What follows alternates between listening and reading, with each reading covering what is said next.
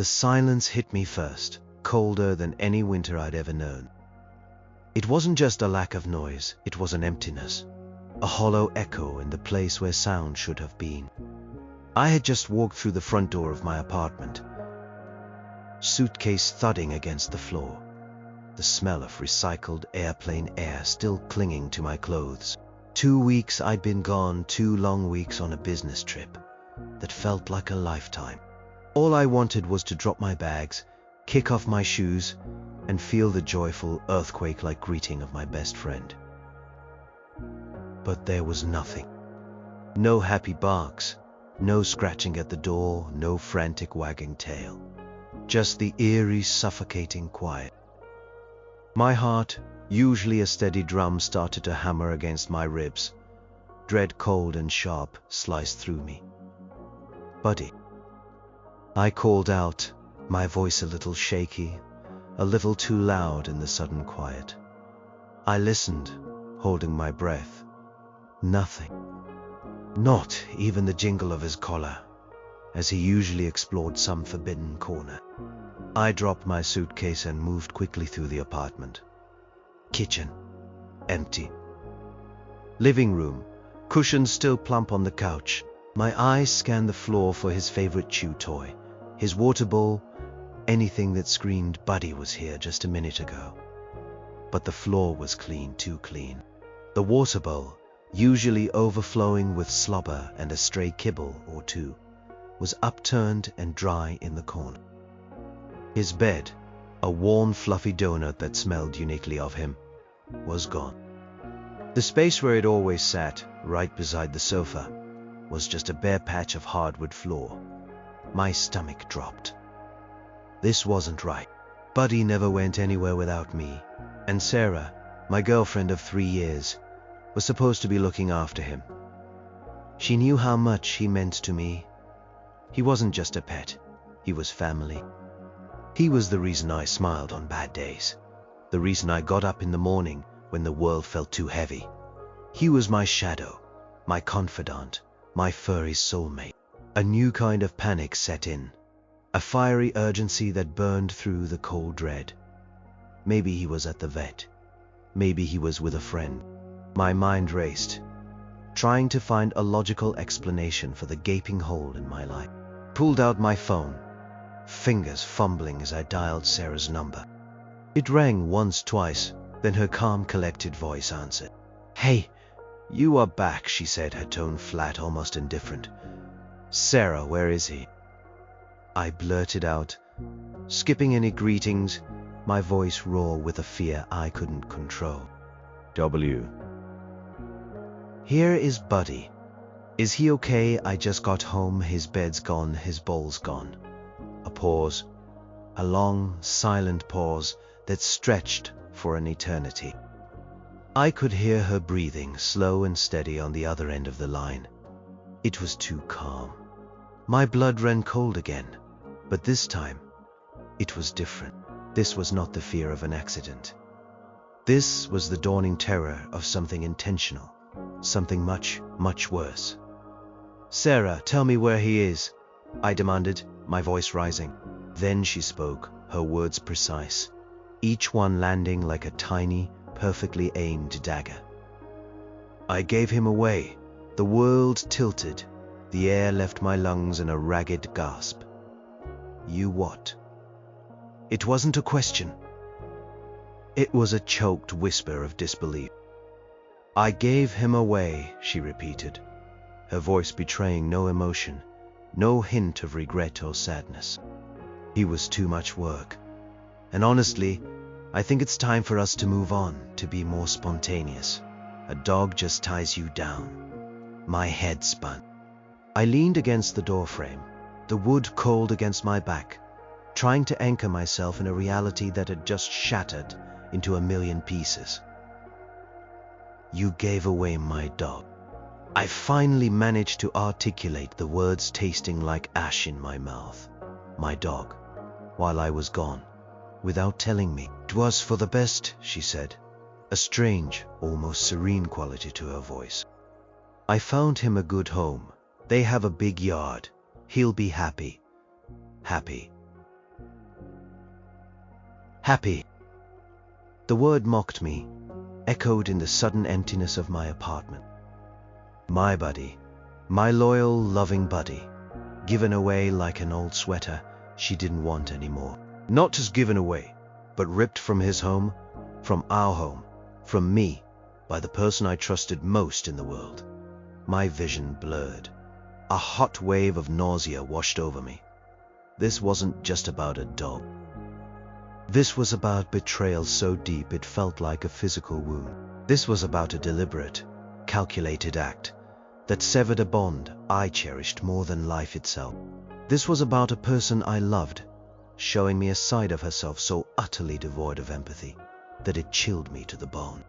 "I am coming over," I said, my voice dangerously quiet, a tremor of fury running beneath the surface. "We are going to talk about this." "Tea here is nothing to talk about," she replied, her voice still unnervingly calm. "It's done. It's done." Those two words sealed my fate and hers. They were the final, crushing blow. In that moment, standing alone in my silent apartment, surrounded by the ghost of a happy dog, a terrible, icy clarity settled over me.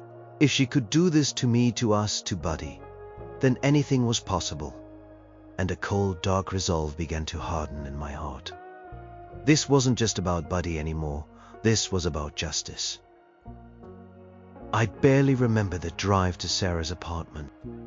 My hands gripped the steering wheel so tightly my knuckles were white. The world outside the car window seemed to blur into a meaningless smear of colors and shapes. All I could see was Buddy's face, his happy, goofy grin, his big brown eyes full of unconditional love. All I could hear was Sarah's voice. "I gave him away." When I burst into her apartment, she was sitting on her sofa, scrolling through her phone, looking completely at ease. She didn't even flinch when I slammed the door shut behind me, the sound echoing through her carefully decorated living room. Her apartment was always spotless, everything in its place, just like her life, it seemed. "How could you?" I choked out, the words catching in my throat. My voice was ragged, raw. I felt like I was tearing apart from the inside. She slowly looked up from her phone, her expression unreadable. "Don't yell," she said, her voice a calm, even tone that grated on my nerves. "It's not good for your blood pressure." "Don't tell me not to yell," I roared, my control slipping. "You gave away my dog, Sarah, my best friend. How dare you? You did this behind my back while I was gone." She sighed, a dramatic put-upon sound. "Look, I know you are upset, but Buddy was a lot. He barked too much, he shed everywhere, and honestly, he was tying us down. We couldn't just pick up and go on weekend trips like other couples. It was always about Buddy, Buddy, Buddy, Buddy. He was family, he was part of our life, and he was my dog. You knew how much I loved him." "Exactly," she said, nodding slightly, as if this made perfect sense. "He was your dog, not mine. And I didn't sign up for a pet when we moved in together. I thought we were building a future, not a zoo." A zoo, I felt a bitter laugh bubble up, sharp and painful. "He was a 7-pound terrier mix, Sarah. He was quiet. He barely shed." "You are making excuses. You just didn't want him around, did you?" Her eyes, usually so warm and expressive, were flat, almost cold. He barked at the mailman. He chewed on the rug. He smelled like dog. Each complaint was delivered without a hint of remorse. Besides, I found him a good home, a family with kids. They have a big yard. He'll be much happier there, running around, rather than cooped up in an apartment. You don't get to decide what makes him happy." "I!" shouted, the pain twisting into a furious knot in my chest. You don't get to decide what makes me happy. You took away a part of me. You are being dramatic, she said, waving a dismissive hand. 12. It's a dog. You can get another one, a younger one, a quieter one. Maybe a fish. A fish. The sheer callousness of her suggestion hit me like a physical blow. It wasn't just that she gave him away, it was her complete lack of understanding. Her utter disregard for my feelings. For the deep, unconditional bond I had with Buddy. It was like she saw him as a piece of furniture, easily discarded, easily replaced. Give me their address, I demanded, trying to keep my voice steady. I am going to get him back. She blinked slowly. I am not giving you their address, I promised them privacy. And honestly, it would just upset Buddy, being moved around again. He's settled now. Settled, my voice cracked. He's probably terrified. He's probably confused. He doesn't know where he is or why I am not there. He'll adjust, she said, shrugging. They're good people. They'll love him. Conversation went in circles, each word from her deepening the wound. She had no regrets, no empathy. She truly believed she had done the right thing. For herself, for us. A concept that felt like a cruel joke now, and even unbelievably for Buddy. She saw herself as rational, practical, while she painted me as emotional, unreasonable. I tried everything. I begged. I pleaded. I reasoned. I even yelled, though it did no good. She just sat there, impassive, occasionally checking her phone, as if I were a minor inconvenience she needed to endure before returning to her peaceful life. This is it then, I finally said, the words feeling heavy, final. This is over, everything. She looked at me, a slight frown creasing her forehead. You are really going to end a 3-year relationship over a dog? It's not just a dog, I said, my voice trembling with a mixture of pain and rage. It's about trust. It's about respect. It's about you ripping a hole through my life and acting like it's nothing. Yes, Sarah, it's over. I turned and walked out, leaving the door open behind me. I didn't look back. There was nothing left to see, nothing left to say. The girl I loved, the person I thought I knew, had vanished, replaced by someone cold and calculating. The apartment was still and silent, a stark contrast to the emotional hurricane raging inside. As I drove away, the tears finally came, hot and stinging, blurring the road ahead. They weren't just for Buddy. They were for the future that had just died, for the love that had turned to ash, and for the heartbreaking realization that some betrayals cut deeper than any knife.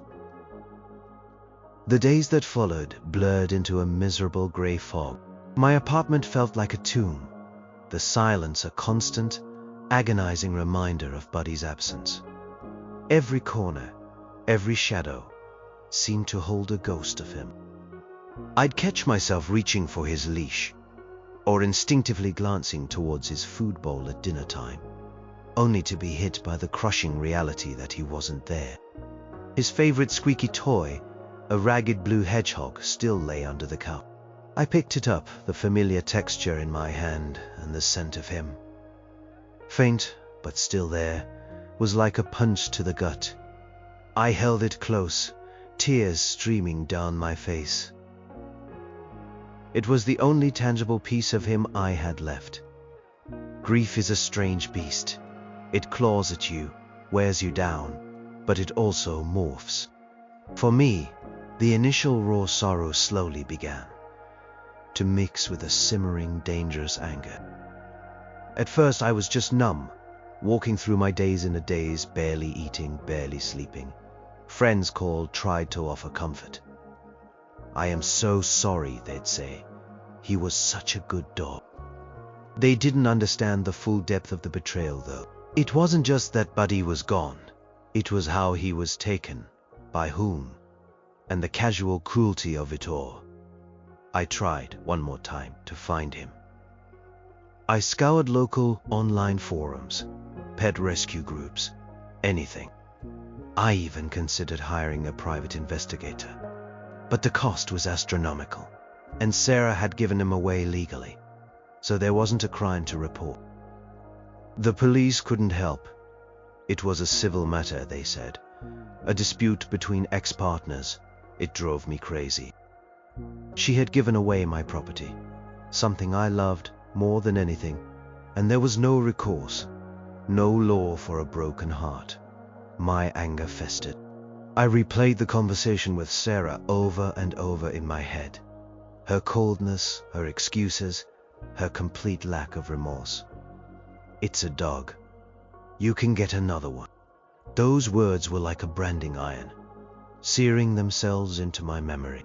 She had treated Buddy like he was a burden, a thing to be disposed of, and by extension, she had treated my feelings the same way. I looked at my life. The apartment, now too big and too quiet. My job, which suddenly felt meaningless. The future I thought I was building with Sarah, now shattered fragments at my feet.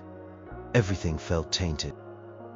The joy, the laughter, the small moments of happiness we'd shared, they all felt like lies, built on a foundation that could be so easily, so casually, destroyed. Sometimes late at night, I'd lie awake, staring at the ceiling, picturing Buddy in his new home. Was he happy? Was he scared? Did he miss me? The thought of him being confused or sad, or thinking I had abandoned him, was almost unbearable. It fueled a burning resentment towards Sarah that was like nothing I had ever felt before. It wasn't just sadness anymore. It was a desperate craving for something to make her understand the pain she had inflicted. I wanted her to feel it. Not the exact same pain, because that was impossible. She didn't love Buddy, but she loved things. She loved her perfect, curated life. She loved her possessions. And more than anything, she loved her car. Her car. A sleek, expensive, pearl-white luxury sedan. She babied that car. Polished it every weekend. Parked it perfectly straight, in the most remote corner of any parking lot, to avoid door dings. It was her pride and joy, a symbol of her success, her independence, her meticulous nature. She'd spent months agonizing over the color, the trim, the interior. It was, in her world, more important than any living thing, certainly more important than a 7-pound terrier mix. The thought sparked, tiny and wicked, in the dark corners of my mind. What if I gave away her car? At first it was just a fleeting fantasy, a dark wish born of pain and desperation. But the more I thought about it, the more it solidified. The symmetry was perfect. She took something precious from me, something living and beloved and discarded. What if I took something precious from her, something inanimate and adored, and made it disappear? The idea grew, fed by my grief and my rage. It wasn't just about revenge. It was about making a statement. It was about showing her, in the only language she seemed to understand, the sheer devastation she had wrought. It was about her feeling that same sudden, inexplicable emptiness, that same violation of trust, that same sickening realization that something she held dear was just gone. I knew it was dangerous. I knew it was reckless. But the thought of her face, twisted in confusion and anger, experiencing even a fraction of the heartbreak she had so carelessly inflicted, started to feel like the only thing that could even begin to soothe the raw, gaping wound in my soul. The seed of revenge had been planted, watered by tears and fueled by a burning need for something to balance the scales of my shattered world. The idea, once a dark whisper, began to morph into a concrete plan. My mind, usually plagued by the crushing weight of Buddy's absence, found a strange focus in this new pursuit. It was like a lifeline in a sea of despair. The more I thought about it, the more logical, even righteous, it felt. Sarah had acted with casual disregard for my feelings, for our shared life, for the welfare of an innocent creature. She had taken something irreplaceable from me. What was an inanimate object compared to that? Her car. The pearl-white sedan sat outside her apartment building, like a gleaming monument to her self-importance. Every time I passed by, a cold fury would build in my chest. It wasn't just a car, it was a symbol. A symbol of her control, her meticulousness, her precious, perfect life, and I was going to disrupt that perfection. But how do you give away a car? It wasn't like Buddy, who she could just drop off at some stranger's house. A car had a title, registration, legal ownership. I couldn't just leave it on the side of the road with a "free to a good home" sign. That would be theft, pure and simple, and I'd end up in jail. That wasn't the goal. The goal was to mirror her act, to make it disappear, to pass ownership to someone else legally, just as she had passed Buddy to someone else. I started researching. Online forums, legal advice websites, anything that might shed light on how to legally transfer a car without the owner's explicit knowledge or consent. Or at least in a way that mimicked giving away rather than stealing. I learned about power of attorney, about signed-over titles, about what makes a transfer legitimate. It was complicated, messy, and fraught with peril. But the more obstacles I found, the more determined I became. Then a new thought entered my mind, one that added a layer of complexity, but also a strange sense of purpose. What if, instead of just making it disappear, I could give it to someone who genuinely needed it? Someone who it would truly help? That would make it more than just revenge. It would be an act of twisted charity, a dark justice. It would elevate my vengeance from simple spite to something with a greater, albeit morally ambiguous, aim. I started looking into car donation programs, but those required the owner's consent. I needed something more direct, more immediate. I needed a recipient, someone who wouldn't ask too many questions, someone desperate enough to take a gift without looking too closely at the giver. I thought about the people I knew, the struggles they faced. And then a name popped into my head, Maria. Maria was a single mom I knew, tangentially through a friend of a friend. She worked 2 jobs, rode the bus for hours every day, and was constantly stressed about childcare and getting her kids to school. She had an old clunky car that had broken down months ago and was beyond repair. She often talked about how a reliable car would change her life, give her more time with her kids, let her take on better paying jobs further afield. She lived in a tough part of town, always scraping by. The idea clicked into place. Maria needed a car. Sarah's car was beautiful, reliable, practically brand new. It was a perfect match. And Maria was exactly the kind of person who would be incredibly grateful. Too grateful to question the sudden appearance of a pristine vehicle. The plan began to solidify. I would need the car keys. I would need the car title. Sarah kept spare keys in a magnetic box hidden under a bush outside her apartment, a detail she'd shared with me jokingly, claiming it was for emergencies. I knew exactly where it was. The title was a trickier matter. It would be in her apartment, probably in her filing cabinet. I still had a spare key to her place, a relic from our shared life. I hadn't returned it, mostly because the thought of seeing her again was too painful. Now, it became a crucial tool. The thought of breaking into her apartment, even with my own key, felt like a violation.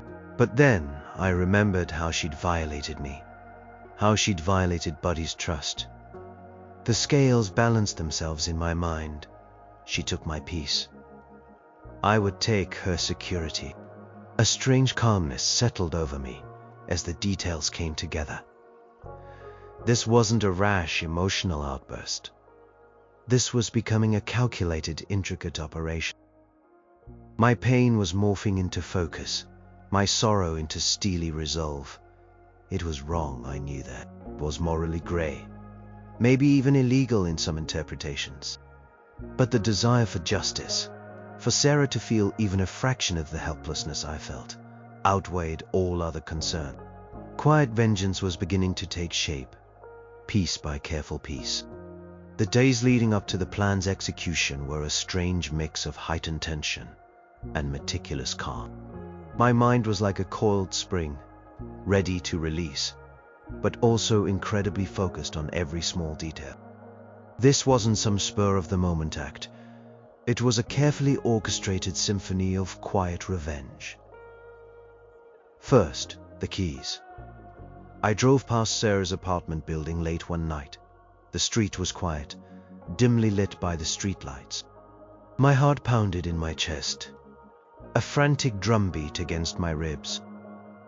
I pulled over a block away, killed the engine, and walked back. Her building looked dark, her windows unlit. She was probably asleep. I found the magnetic box under the specified bush. My fingers fumbled slightly as I retrieved it, the cold metal a stark contrast to the warmth of my rising adrenaline. Inside, nestled on a tiny piece of felt, were the spare car key and apartment key. I pocketed them, the weight of them feeling significant, almost dangerous. This was it. The first step was complete. Next, the title. This was the trickier part. I needed to get into her apartment when she wasn't home. I knew her work schedule. She had long shifts at the hospital. I picked a Tuesday, her longest day, when she wouldn't be back until well after dark. The Tuesday arrived, slow and agonizing. I went to work, but my mind was miles away, rehearsing every step. After I clocked out, I drove directly to her building. My hand trembled slightly as I inserted my old key into her lock. The click echoed loudly in the quiet hallway. Pushed the door open slowly, a wave of familiar scents washing over me. Her perfume, the clean scent of her laundry detergent, the faint smell of fresh flowers she always kept in a vase on her dining table. It was all so normal, so Sarah, and that made the invasion feel even more potent. I moved silently through the apartment. Her living room was immaculate, cushions plumped, magazines stacked neatly on the coffee table. Her kitchen counters gleamed. It was exactly as I remembered, except for the crushing emptiness that now filled my heart. I ignored the pang of old memories, pushing them down, focusing on the task, the filing cabinet. I knew it was in her home office, a small room she used for bills and paperwork. I found it tucked against the wall. It was locked. My stomach clenched. Of course, it was locked. Sarah was nothing if not organized and secure. But I also remembered her complaining, once about losing the filing cabinet key, saying she just used a tiny screwdriver to pop the lock open whenever she needed some. I searched her desk, her junk drawer, looking for that tiny screwdriver. My eyes landed on a small, ornate jewelry box. I remembered her saying she kept spare keys for small things in there. Bingo.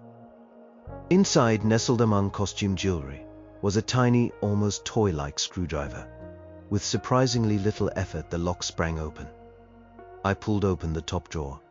Inside, neat folders were labeled bills, insurance, bank statements, and there it was, car title. My breath hitched. It felt like I was stealing something vital, something fundamental to her existence. And I was. I pulled out the envelope. Inside was the crisp official document, the car's make, model, VIN, and her name as the owner. I folded it carefully and put it in my jacket pocket. I paused for a moment, looking around the apartment. No signs of struggle, nothing out of place. It was like I hadn't even been there. I locked the filing cabinet, returned the screwdriver to the jewelry box, and quietly let myself out, locking the door behind me. Back in my car, my hands were shaking. I had done it. I had the keys. I had the title. The physical tools for the act of vengeance were in my possession. But there was still the recipient, Maria. I looked up Maria's contact information. An old number I had for her from the friend of a friend. I hesitated. How do you approach someone with a proposition like this? Hey, I have a car for you. It's expensive, it's new, and its owner has no idea I am giving it away. It sounded insane. I decided on a simple, direct approach. I called her. She sounded surprised to hear from me. Maria, this might sound a little strange, I began, my voice trying to project calm. But I have a proposition for you. I know you've been struggling with transportation. I have access to a car, a very good car that I need to rehome. And I thought of you. There was a silence on the other end. Then, a hesitant voice. A car, are you serious? Yes, I said. Completely serious. It's a very nice car, practically new. I can't explain all the details right now, but I can assure you it's not stolen. It just needs a new owner. Someone who needs it more than its current situation allows. I chose my words carefully, trying to be vague without sounding suspicious. What's the catch? She asked, her voice tinged with disbelief and a hint of hope. No catch, I said. Just a gift. A lifeline, if you will. All I need is for you to be willing to take it, and to keep quiet about where it came from. Another long pause. I could almost hear her mind racing. When she finally asked, her voice barely a whisper, "When can I see it?" "Tomorrow night," I said, a wave of relief washing over me. The plan was in motion. I'll pick you up. I'll bring the paperwork.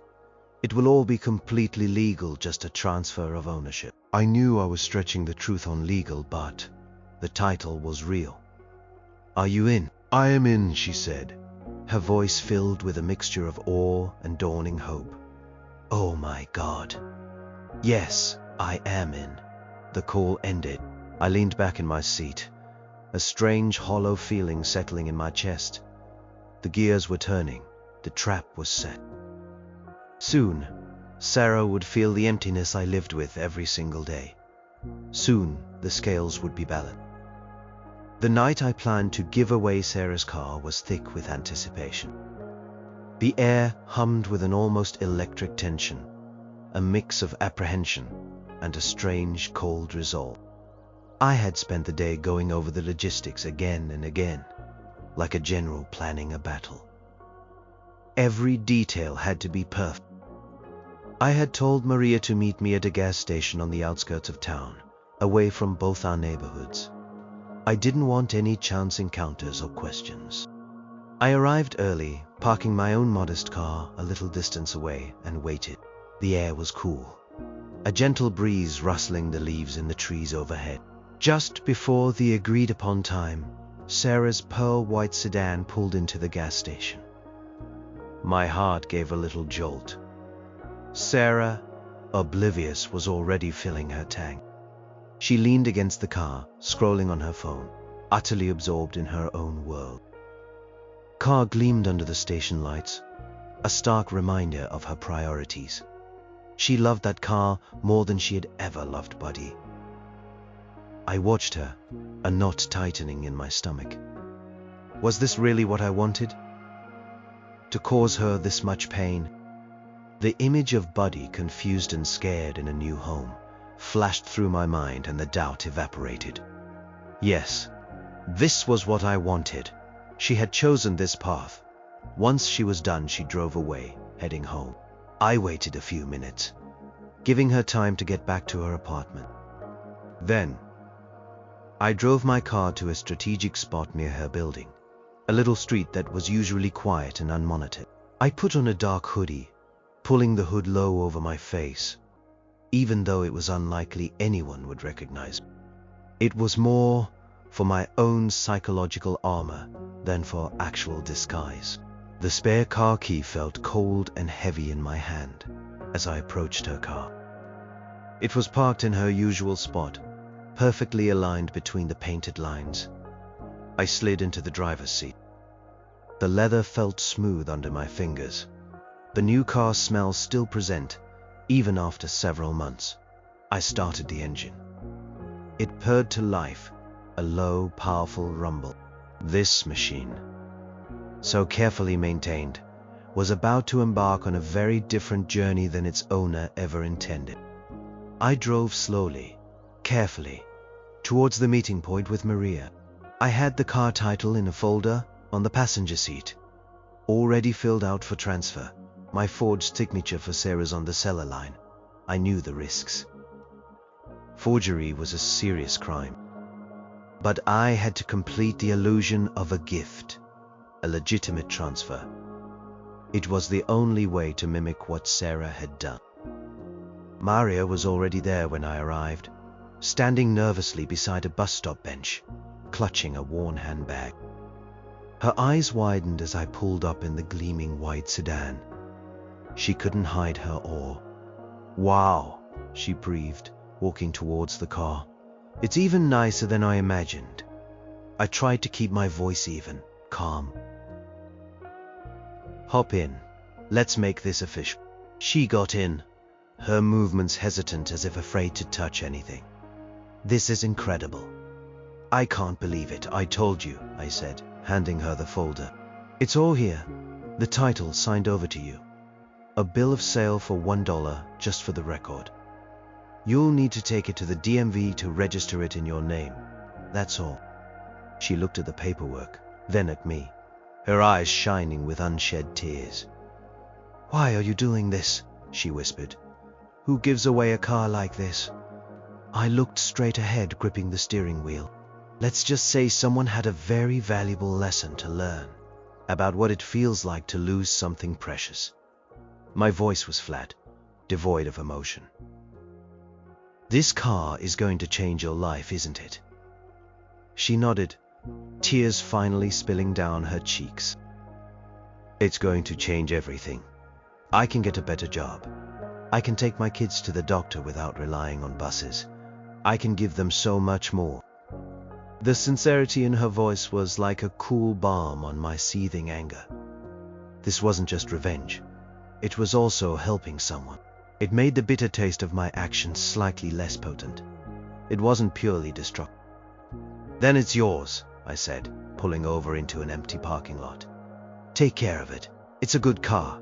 I handed her the keys, the real set from the magnetic box. She clutched them, her hand trembling. "Thank you," she whispered, her voice thick with emotion.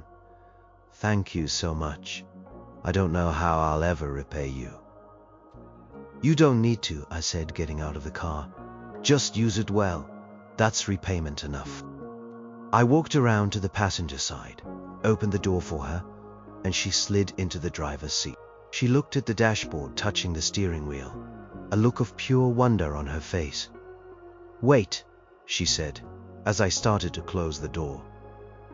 "What about you? How will you get home?" "I have my own car," I said, gesturing vaguely. "It's around here somewhere. Don't worry about me. Just go. Start your new life." She nodded, still overwhelmed. She started the engine, her movements hesitant at first, then gaining confidence. Car pulled out of the parking lot, the gleaming white sedan disappearing into the night, carrying away not just a vehicle, but a piece of Sarah's world and a fragment of my shattered heart. I watched until the taillights vanished, the silence of the empty lot settling around me. It was done. The car was gone. Sarah's car was gone. Now we waited. The waiting was almost as agonizing as the act itself. After watching Sarah's car drive away with Maria behind the wheel, a strange mix of emptiness and grim satisfaction settled over me. The deed was done. The car, Sarah's precious symbol of status and control, was no longer hers. But the real satisfaction wouldn't come until she realized it. I walked back to my own car, parked a few blocks away. The night air felt crisp, and for the first time in weeks, my mind wasn't entirely consumed by the crushing grief for Buddy. There was a new layer of emotion, the icy calm of accomplished vengeance. I drove home the streets feeling different, sharper, as if my perception had been heightened. The next day, I went about my routine as normally as possible. I went to work, answered emails, made polite small talk. No one at my office knew about the personal hurricane I was weathering. They just saw the slightly tired, slightly quieter version of me. Inside, however, I was on high alert, every nerve ending tingling. I kept my phone close, expecting a call, a text, anything from Sarah. Mid-morning, my phone vibrated. It was Sarah. My heart gave a jolt, a mixture of dread and anticipation. I let it ring twice before answering, trying to sound casual, slightly distracted. "Hello," I said, keeping my voice even. "Have you seen my car?" she blurted out, her voice tight, a hint of panic already creeping in. "I went out to go to the grocery store and it's just gone. It's not there." A tiny, almost imperceptible smile touched my lips. It had begun. "Gone," I repeated, feigning surprise. "What do you mean gone? Where did you park it?" "In my usual spot, obviously," she snapped, her voice rising. "Always there. It's not anywhere on the street. I walked around the block 3 times. Did you move it as a joke?" "Why would I do that?" I asked, keeping my voice mild. "We're not exactly on speaking terms, Sarah. And why would I mess with your car?" "I don't know," she wailed, genuine distress entering her voice now. "It's gone. My car. Someone must have stolen it." "Stolen it," I murmured, allowing a note of concern to enter my tone. "That's awful, Sarah." "Did you call the police?" "Yes. I am on hold right now. They're asking me a million questions." "Do you have any idea who would do this?" I paused, letting the silence hang. "No idea," I said finally, the lie tasting like bitter victory. "I hope they find." We hung up a few minutes later, her frantic and me playing the concerned ex. The call left me feeling hollow, not triumphant. The revenge was sweet, yes, but it was also a reminder of the depth of her betrayal and the pain it had caused me. This wasn't a game, it was a consequence. The next few days were a blur of texts from Sarah, frantic calls about police reports, insurance claims, and the inconvenience of not having a car. She had to take Ubers everywhere, borrow friends' cars, and navigate public transport. All things she absolutely loathed. She complained about the cost, the time, the indignity of it all. She sounded truly miserable. And a part of me, the part still raw with grief for Buddy, reveled in it. But another part felt a creeping unease. I hadn't wanted to cause her lasting financial ruin, just to make her feel the sudden, jarring loss, the disruption of her perfect, predictable world. And she was certainly feeling that. The satisfaction of the act itself was fleeting, quickly replaced by a dull ache. Was this all there was? This empty feeling of having inflicted pain on another person, even one who had hurt me so deeply. One evening, my friend David called. He'd been one of my biggest supporters through the Buddy ordeal. "Hey man," he said, his voice hesitant. "Sarah just called me. She's freaking out. Her car got stolen." "Yeah," I said, trying to sound nonchalant. "She told me." "Tough break for her." "Tough break." David sounded shocked. "Dude, she's lost her mind. She thinks it was someone close to her, someone who knew her routines. She even hinted it might be you." My blood ran cold. Me, I feigned outrage. "That's ridiculous." "Why would I do that?" "I told her it was ridiculous," David quickly assured me. "But she's grasping at straws. She said you were the only one who had a spare key to her apartment, and you knew where her car key was hidden. And you know, the whole dog thing. My mind raced. She was smarter than I gave her credit for. Or perhaps simply desperate enough to connect the dots. The risk I had taken was now staring me in the face. What if the police looked into her accusations? What if Maria, in a moment of weakness, revealed the truth? She's just distraught, David, I said, trying to sound calm. She'll probably blame anyone right now. It's just a car, right? She can get a new one. The words hung in the air, a deliberate echo of her own callous remarks. David didn't reply immediately. I wondered if he caught the subtle, chilling irony. Yeah, he said slowly, it's just a car. But she really loved that car. I know, I said, a bitter note in my voice. I know exactly how she feels. The call ended. The initial high of revenge was fading, leaving behind a cold realization. This wasn't just about making her hurt. This was about navigating the consequences, about a real-world fallout. Quiet act of vengeance had set off a chain reaction, and now I was firmly in the blast zone. The game had just gotten much more dangerous. The police eventually dismissed Sarah's suspicions about me. There was no concrete evidence, no witnesses, and my carefully constructed alibi, a very boring night at home, just as I'd told her, held up. They classified it as a simple car theft. Still, the seed of doubt was planted, not just in Sarah's mind, but in the minds of some of our mutual friends. Cold silence grew between me and Sarah, a chasm filled with unspoken accusations and simmering resentment. Sarah was a wreck. She called everyone she knew, complaining endlessly about the inconvenience, the insurance paperwork, the sheer nerve of someone stealing her car. She had loved that car with an almost obsessive devotion.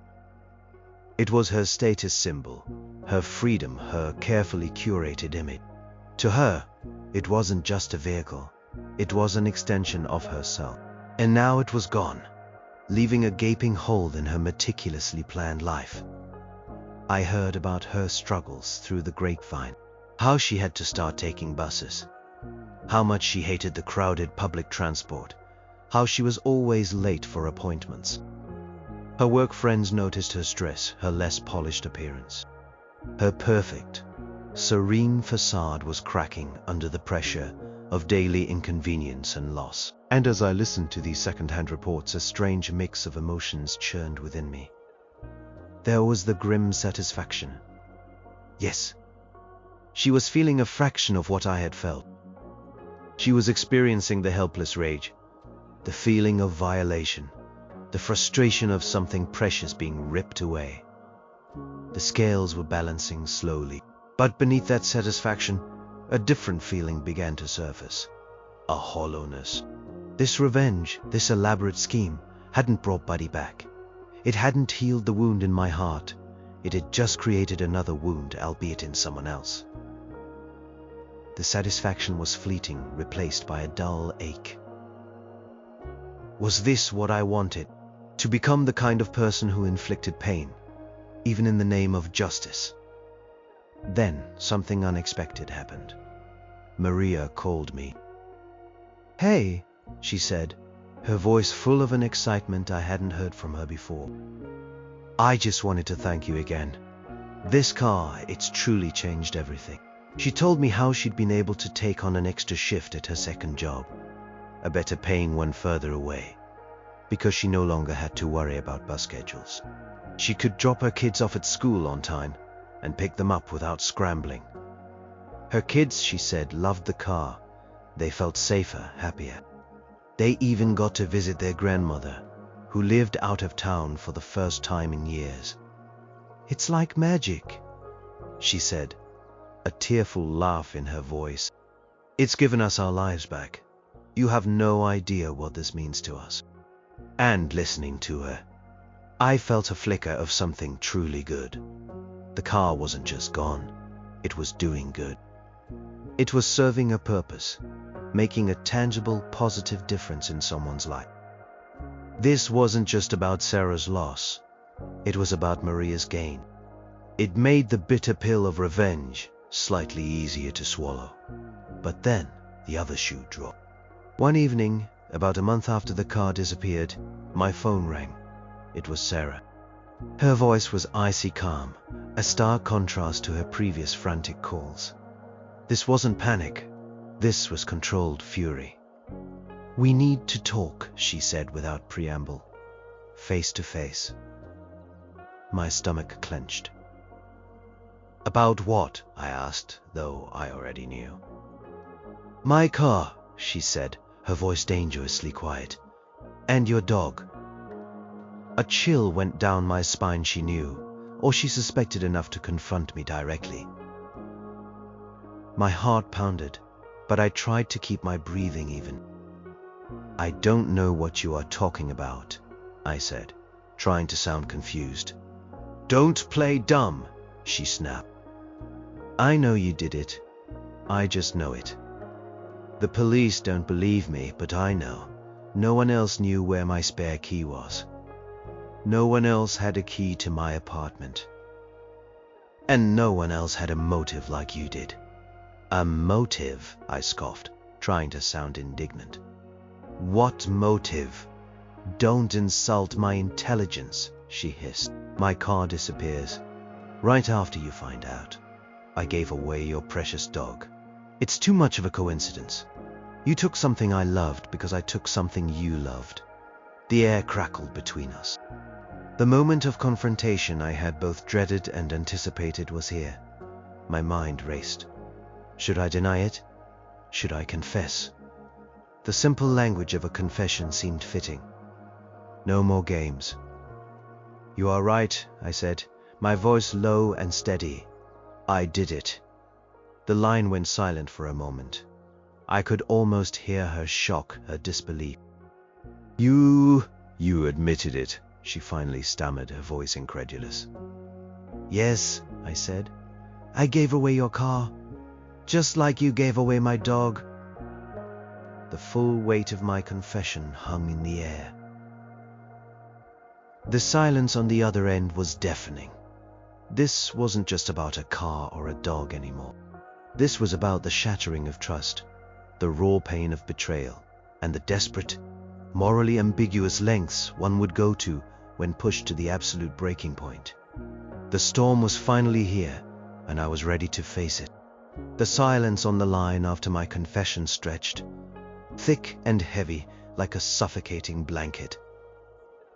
Then Sarah's breath hitched. It was a sound I hadn't heard from her in a long time, a sign of genuine shock, of a carefully constructed world, suddenly tilted off its axis. "You actually did it," she whispered, her voice a mix of disbelief and dawning fury. "You really gave away my car." "Yes," I confirmed, my voice steady, devoid of the tremor it had held when I first confronted her about Buddy. "I did, and I want you to know it wasn't stolen. I found someone who needed it, someone who will take good care of it. Just like you said you did for Buddy." A sharp gasp. "You think this is the same?" she shrieked, her calm facade finally cracking. "This is completely different. A car is property. A dog is a dog. You committed a crime. This is Grand Theft Auto." "Is it?" I countered, a bitter laugh escaping me. "'Cause I have the signed title. You gave away my dog, Sarah. You ripped him from his home, from the only family he knew, because he was an inconvenience.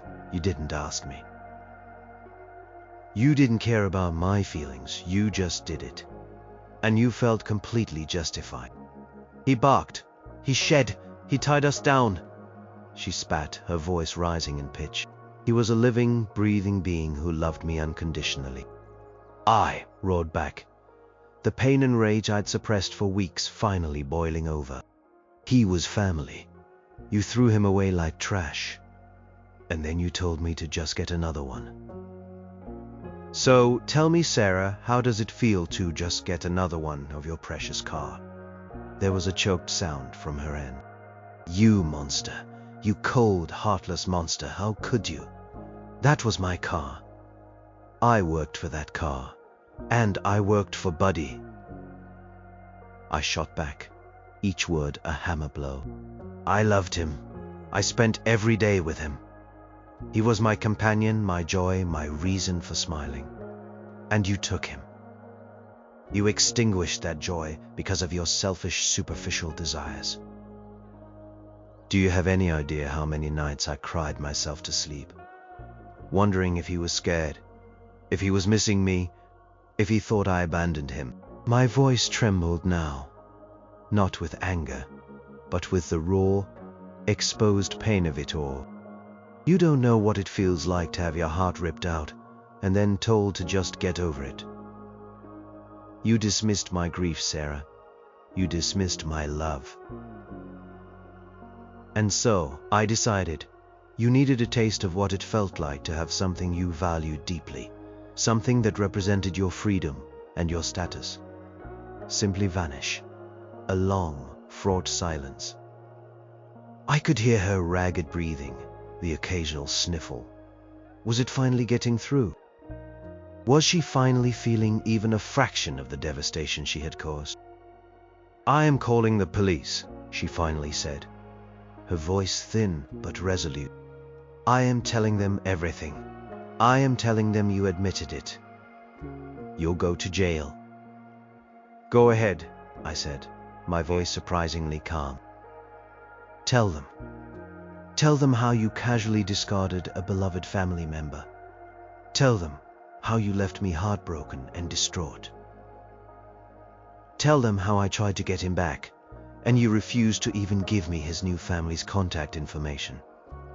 Tell them all of it, Sarah. Let them decide who the real monster is.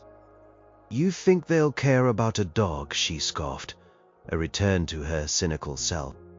It's property, just like my car is property, and you stole my property. No, I corrected her. I didn't steal it. I gave it away. The title is signed over. It's legally transferred. It's just gone.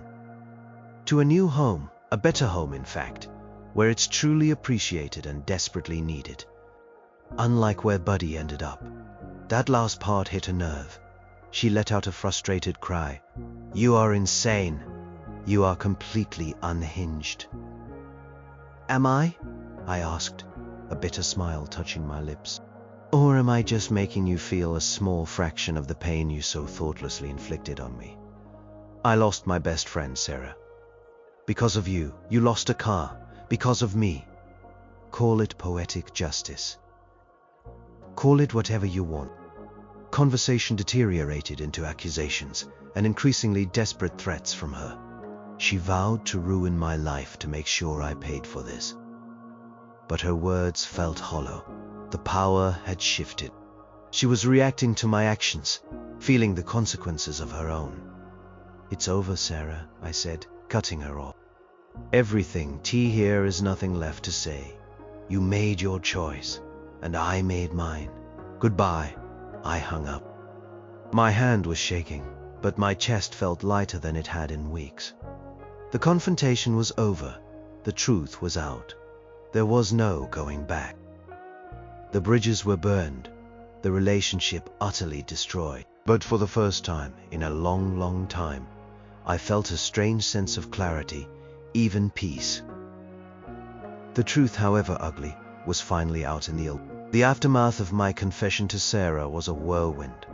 As expected, she did indeed go to the police. She told them everything, including my admission. They took her seriously enough to call me in for questioning. It was a tense, hours-long interrogation. I stuck to my story, that I had indeed given away the car, emphasizing the signed title, the legal transfer of ownership, even if it was under duress and with a forged signature. I argued that while my methods were unconventional, the core act mirrored hers. I detailed the story of Buddy's abandonment, the pain, her callousness. To my surprise, The police seemed caught between a rock and a hard place. Car was gone, and Maria had by now registered it in her name, while the circumstances of the title transfer were suspicious, proving malice or a clear theft intent when the object was given away to a real person, with real paperwork, was complex. Ultimately, they concluded it was a civil dispute, a bitter end to a relationship, rather than a criminal matter. They advised Sarah to pursue it in civil court. She never did. Perhaps the shame of exposing her own cruelty regarding Buddy was too great. Or perhaps she simply couldn't bear to prolong the painful saga. Life after Sarah was stark. The mutual friends quickly chose sides. Most sided with her, unable to fathom the giving away a car part, or perhaps unwilling to truly see her actions regarding Buddy for what they were. I lost a few friends, but gained a profound understanding of who truly stood by me. David, bless him, stayed. He didn't condone my actions, but he understood the pain that drove them. "You went too far," he said, "but she deserved a wake-up call." Sarah eventually bought a new car, a more modest one. She still had to rely on public transport for a while, a constant source of irritation for her, I heard. Our paths never crossed again. The silence between us became absolute, a permanent void. For me, the revenge, while initially satisfying, eventually felt hollow. It hadn't brought Buddy back. It hadn't erased the pain of his loss. It had just added another layer of trauma to my life. I had become the person who inflicted pain, even if it was in the name of justice. The anger that had fueled me for weeks slowly dissipated, leaving behind a profound exhaustion. I focused on rebuilding my life, piece by painful piece. I cleaned out Buddy's things, carefully packing away his toys, his bed, his collar. I couldn't bring myself to throw them away. They were too precious. I started going to therapy, talking through the grief, the anger, the betrayal. It was a long, slow process. I learned about forgiveness, not necessarily for Sarah, but for myself, for the desperate, broken person I had become in the face of such a profound loss. One day, months later, I received a card in the mail. It was from Maria. Inside was a handwritten note, simple and heartfelt. She wrote about how well the car was doing, how it had allowed her to start a small catering business from home, how her kids were thriving. She included a picture, a smiling Maria, standing beside the pearl-white sedan, her two children beaming from the back seat, surrounded by picnic baskets. Car, Sarah's car, looked like it belonged, loved and utilized, a true lifeline for a family that needed it. Seeing that picture, something shifted inside me. Car, once a symbol of my vengeance, was now a symbol of hope and new beginnings for someone else. My act, born of pain and anger, had also facilitated genuine good. It wasn't clean, it wasn't simple, but it wasn't purely destructive either. I never got another dog right away. The wound was too deep, the fear of another loss too great. But the card from Maria and the slow, steady process of healing made me realize that joy could still exist. That life, even after profound heartbreak, could still move forward. The story of Buddy and Sarah, of the car and the dog, became a defining chapter in my life. It taught me about the depths of human cruelty, the unexpected resilience of the human spirit, and the complex, often messy, nature of justice. Revenge, I learned, might bring a fleeting sense of satisfaction, but true peace comes from healing, from moving forward, and perhaps from finding unexpected ways to turn pain into purpose. And sometimes, even in the darkest moments, a pearl-white sedan can find its way to a truly deserving home.